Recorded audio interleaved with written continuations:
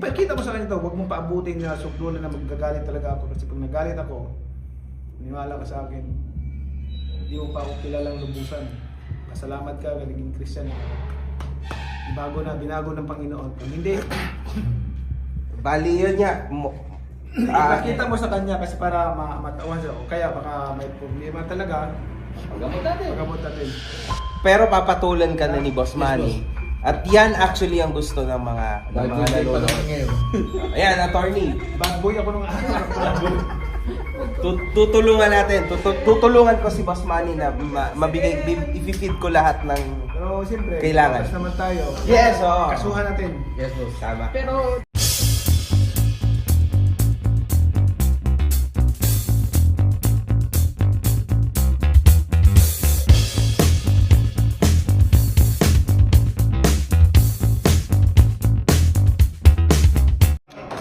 Alam mong may utang sa akin yan, hindi pa nagbabayad eh.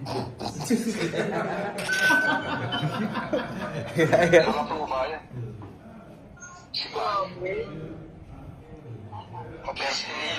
$30 million ang utang sa akin.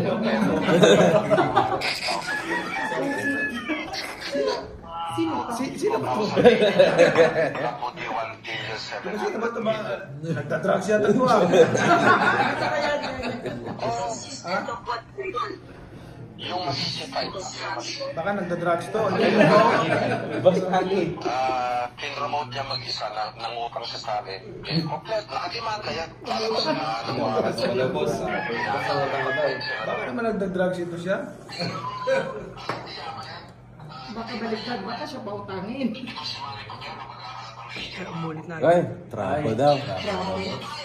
Nasabi po niya, Boss Manny, na kayo daw ay, yun nga, narinig niyo, na Hindi trapo ko pa daw. na-meet yan. Ayan, hindi niya na-meet. Tapos definitely wala kayong utang dyan, tama? Hindi ko nga kilala. At saka,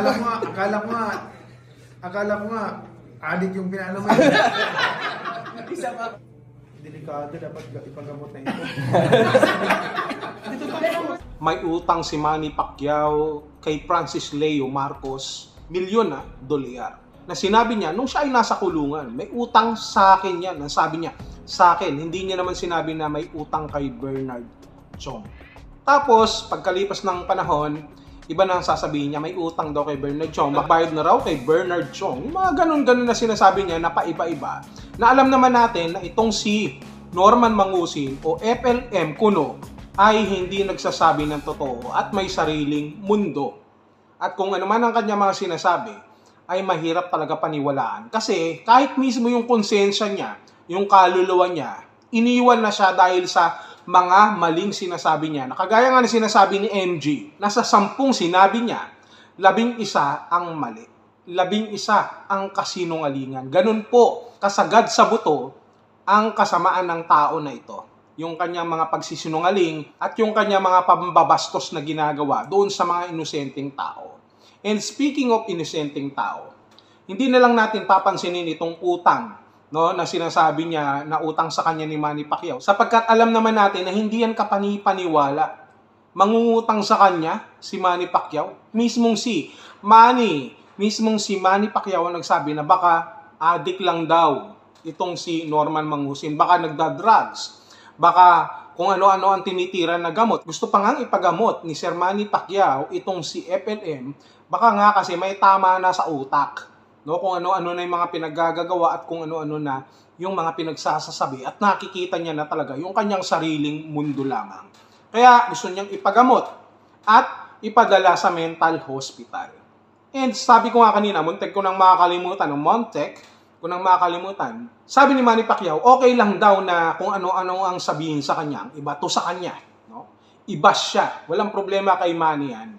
Kung yung literal nga nasuntok tinatanggap niya na masasakit yung pa kayang mga pambabash lamang na alam nating normal sa social media. Subalit, ibang usapin na rin kapag ang nadadamay ay ang sarili mong pamilya. And this time, alam natin na dinamay nga nitong si Norman Mangusin na akala mo pagkagwapo-gwapo, itong nanay ni Manny Pacquiao na si Mami D, na sinabi niyang baluga daw, mas maluga pa. Dahil ko sa ina ko, royal blood na ho ako. Okay?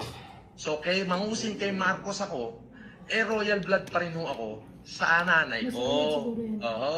Kondonya at royal blood si Aling Reby, bakit mukhang baluga? Sagot, bakit yung nanay ni Pacquiao mas masahol pa sa baluga? Sagot. Yun lang yun, Ano? Boss Manny. Layo ako, baka masikwat ko. Sagot. Baka basta pa ako ni Boss Manny dito. Wala ka palang may sagot. Gonggong.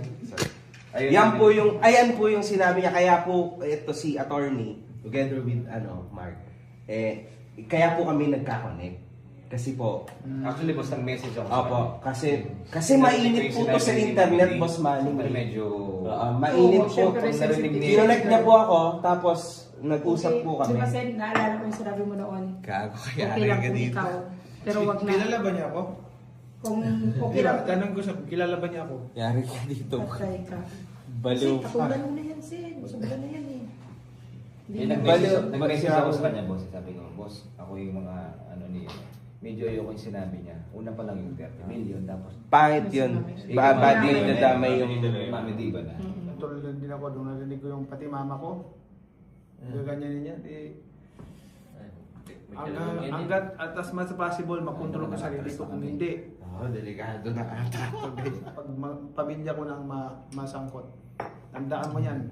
Ipakita mo sa kanya to, huwag mong paabutin na sukdulan na magagalit talaga ako. Kasi pag nagalit ako, maniwala ka sa akin, hindi mo pa ako kilalang lubusan. Pasalamat ka, naging Christian lang ako. Binago ng Panginoon. Kung hindi, Bali yun niya. ipakita mo sa kanya kasi para matawan siya. O kaya baka may problema talaga, Paggamot natin. paggamot natin. Pero papatulan ka na ni Boss Manny. At yan actually ang gusto ng mga nanonood. Ayan, attorney. Bad boy ako nung araw. Tutulungan natin. Tutulungan ko si Boss Manny na mabigay, i-feed ko lahat ng... Pero siyempre, Kailangan. tapos naman tayo. Yes, oo. Kasuhan natin. Yes, boss. Na samantalang siya ay kinukomentohan lamang nung kanyang mga tagapanood, no, kung sino man ang basher niya doon, na bakit daw kung talagang royal blood sila, bakit daw parang baluga si Nanay Remy. At ang kanyang kasagutan na instead sagutin yon ay nagbato na naman siya, nagturo na naman siya ng iba, nandamay na naman ng ibang tao sa katauhan ni Mami D na sinabi niyang mas baluga daw yung nanay ni Manny Pacquiao. At dito nga ipinakita kay Manny yung kanyang sinabi at hindi nagustuhan ni Manny Pacquiao yung mga pananalita, yung panglalait na ginagawa nitong si Norman Mangusig. Na alam natin na kapag ito talaga pinatulan ni Manny, baka mauuna na talaga yung kanyang ulirat, yung kanyang kaluluwa doon sa pagpunta sa ibang planeta kapag ito nasapak-sapak ni Manny. Subalit alam natin na nagbago na si Manny, hindi na bad boy si Manny ngayon sapagkat isa na po siyang Kristiyano at nandoon po sa kanya katawan, sa kanyang sarili, yung tinatawag po nating patience, yung pagpipigil sa sarili na alam natin isa sa mga bunga ng Espiritu Santo. Hindi ba? Kaya nga kung nagkataon itong pagyayabang ni FLM, talaga namang eebak ng dugo yan pag nagkataon. Lalabas sa ilong niya lahat kapag nasapak-sapak ni Manny yan. No, yung ginagawa niyang panlalait at kung ano-ano man. Kaya nga, dahil dito,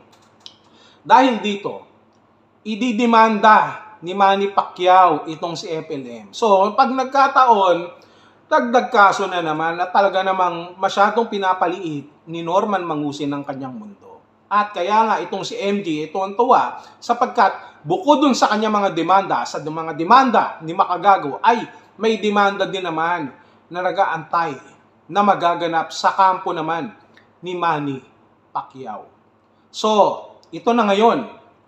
Kung si Manny Pacquiao ay si Pacquiao, ito naman ngayon, si Norman Mangusig, si FLM, ay talagang namamakyaw ng mga demanda. At hindi ko alam kung paano niya ito malulusutan. Sapagkat patong, parang gatas na gatas. Patong yung demanda na aabutin ngayon itong si Norman Mangusig. At sabihin na natin na malusutan yung iba, makapagpiyansa siya sa mga ibang cyber libel, paano naman yung iba? Saan siya kukuha ng pondo? Kukuha na naman siya sa mga OFW, ganun ba?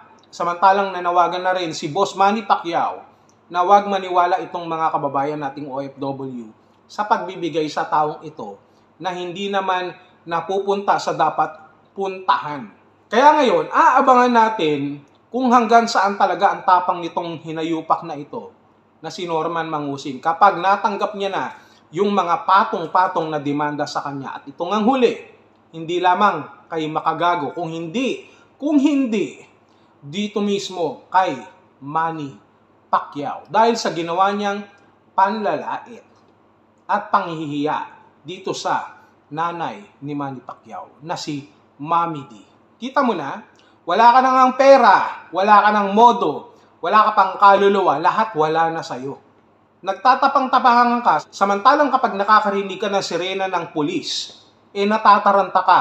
Yung eyeballs mo tumitirik, yung eyeballs mo umiikot at hindi ka mapakali. Tapos ngayon matapang ka. Kala ko ba kaya mong harapin lahat yan? Pero ngayon, malalaman mo ngayon kung ano ang kakahinatnan ng iyong buhay sa mga susunod pang araw. Dahil sa patong-patong na kaso na aabutin mo kay MJ at kay Manny Pacquiao. Yan.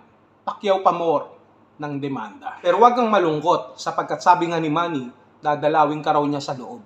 Hindi lang yan. Ipapagamot ka pa sa mental. Pero hindi ibig sabihin yan makakalusot ka sa mga asunto mo. Kung baga, ipapagamot ka para bumalik ka sa katinuan at malaman mo kapag nakakulong ka na hindi matino ang mga pinaggagawa mo. Ayos ba? 40 Pero million. pagka si Mami D na family na yun. Hindi, lahat. Other, ano na yun. Ibang bagay Foul na yun eh. Foul na yun. Sobra na yun. Kung Christian lang ako Swerte lang kaya sila. kaso na lang muna ito. Yes, boss. Kaso, Kung ano na seryosohin mo yan. Oo, talaga. Kasi kung hindi, Ginawa ko na nga sa kanya lahat ng yung kailangan. tapang nito, bunga nga nito, tahiin ko pa ito. Kalingkingan ko lang yung tapang yan eh. Tama lang.